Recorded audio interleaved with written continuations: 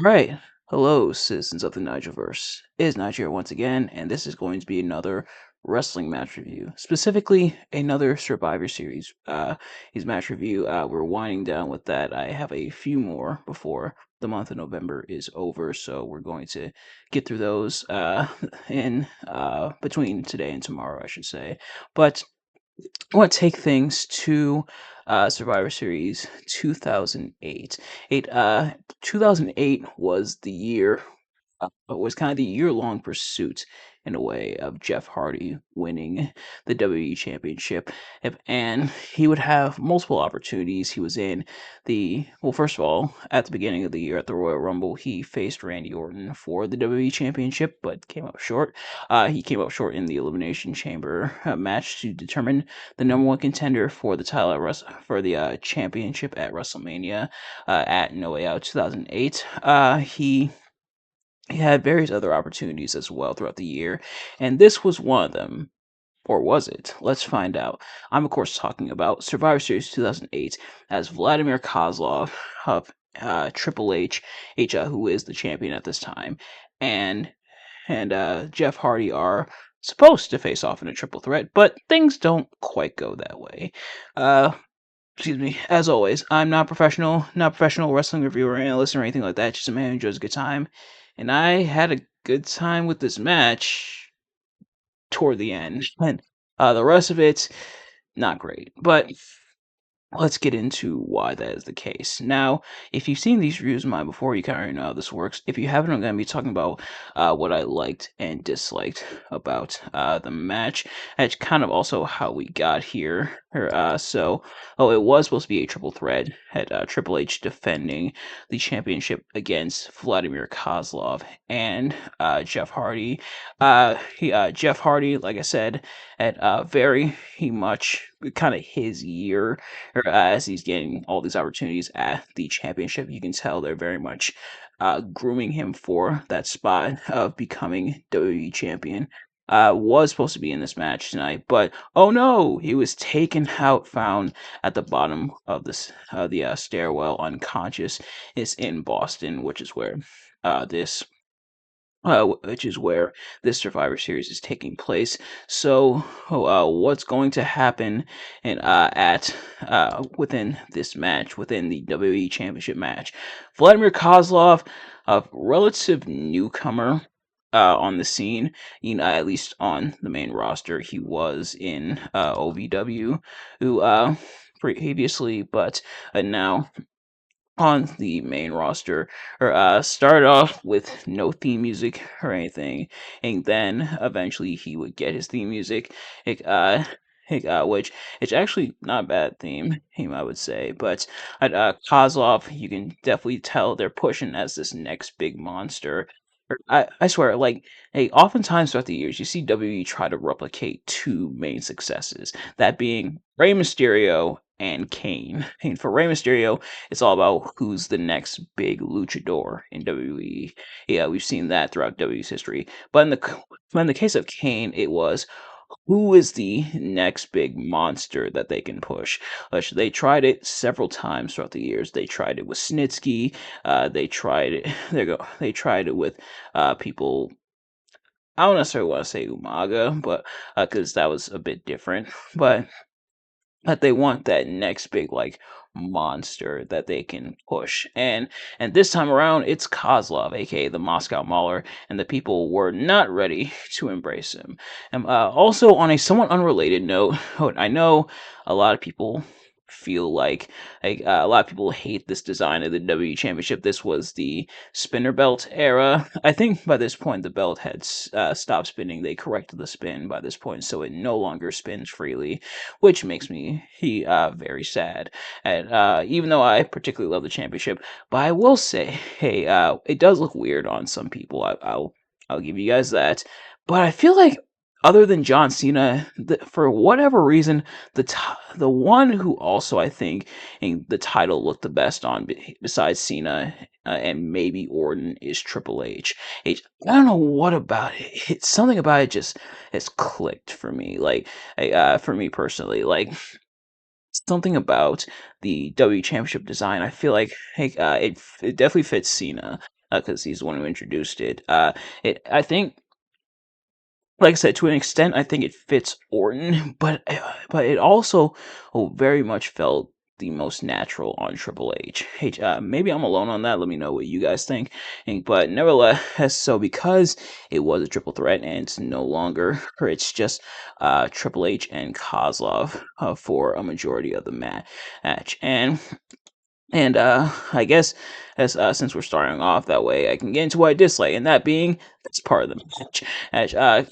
Kozlov and Triple H.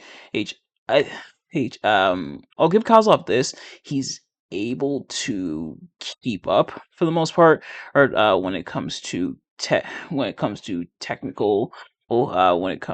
with Triple but otherwise it was pretty dull and pretty uninteresting, and and giving Kozlov a bit of a longer match here, I think, really didn't help matter. Even though this match is only 14 minutes, it feels much longer, or admittedly, and the fans are not into it. Now, I forgot to address how dead and quiet the crowd was during the Total Divas versus True Divas match at Survivor Series 2013. If you haven't already, go check out that review.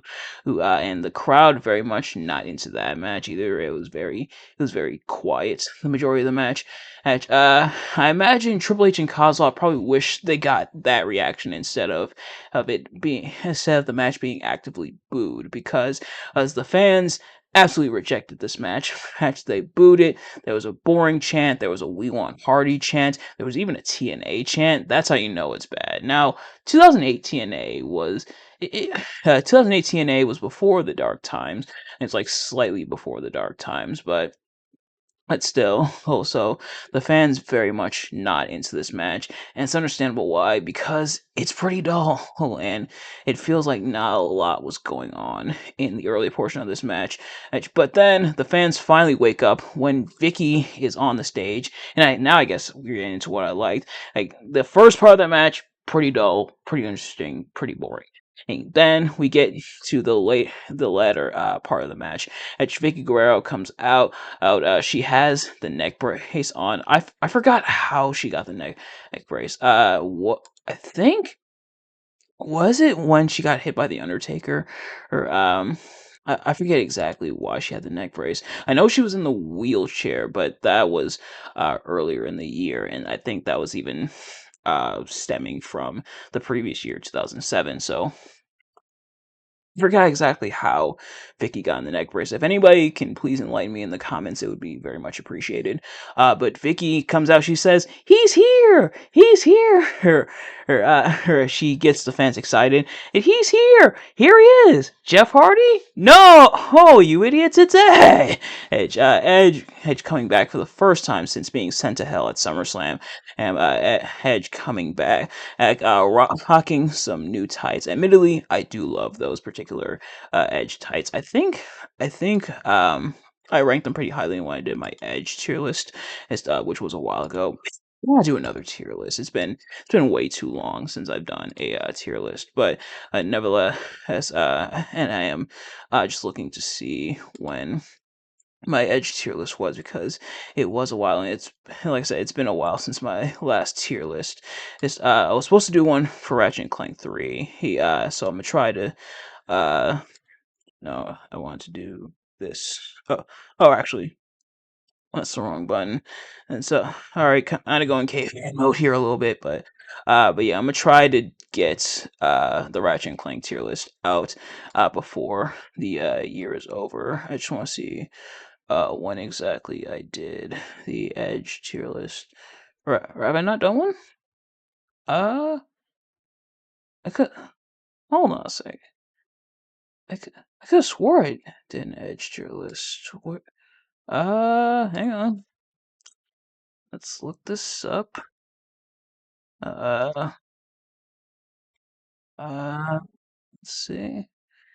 Uh, there's- oh, okay. So I did it And also, I did it back in November of 2022, so it's been a while since I did the Edge tier list. But I remember ranking this attire pretty highly because this is a really sick Edge attire. But nevertheless, Edge is in the match. He spears Triple H. I don't think he speared Kozlov, but then Jeff Hardy shows up and attacks Edge with a chair. Well, he like punches at Edge, then grabs a chair, accidentally nails Triple H, and Edge hits him.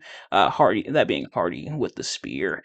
And then pins Triple H in order to become the new WWE champion. So Edge is now the WWE champion, and Edge and Vicky, who were on kind of not great terms after Vicky reinstated the Undertaker to face Edge at SummerSlam. Now, back on the same page seemingly. So, Edge is technically on top once again, and it does suck that Jeff was there. He was ready to go. He was there in the waiting, but ultimately didn't get to compete. But it's okay because Jeff would get his win at Armageddon 2008.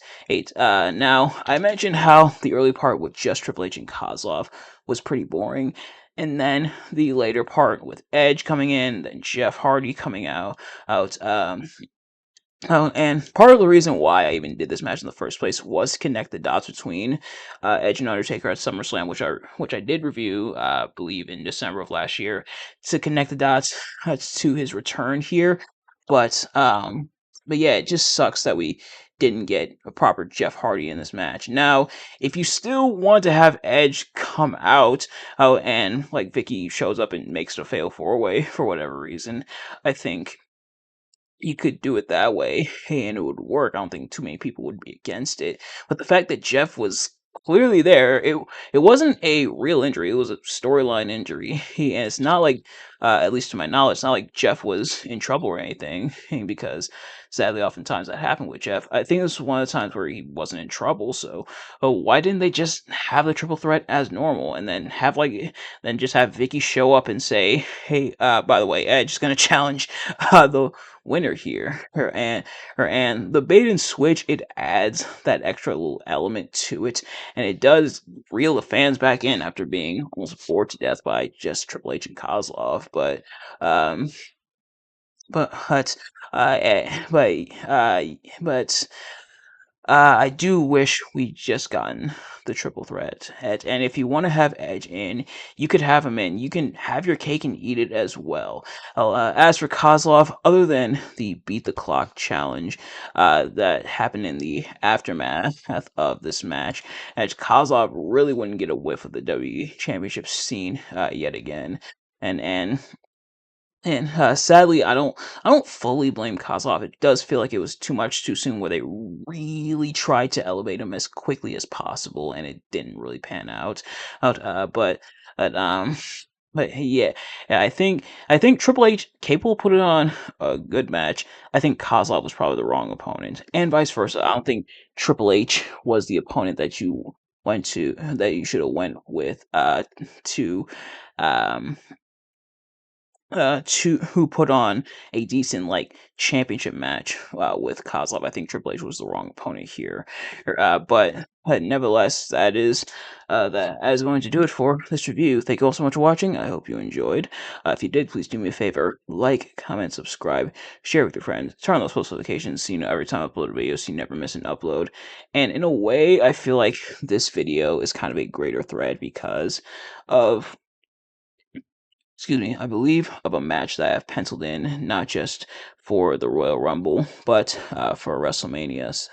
So, who's the one who's been messing with Jeff Hardy, and how will things continue to unfold? You'll have to wait and see. But in the meantime, if you did enjoy, please like, comment, and subscribe, and everything. I already said that. But also, let me know in the comment section below: did you enjoy this match, my review of this match? If you've seen this match, that is. Do you like the match? Do you like my review of the match? Let me know. Well, at the time of this recording, and I imagine also at the time this going up, Survivor Series War Games is currently on. Like it's on the air at this moment. I'm not watching tonight because I still haven't subscribed to ESPN Plus. But will I ever? Not sure yet. But nevertheless, thank you all so much for watching. I will see you guys later. Peace.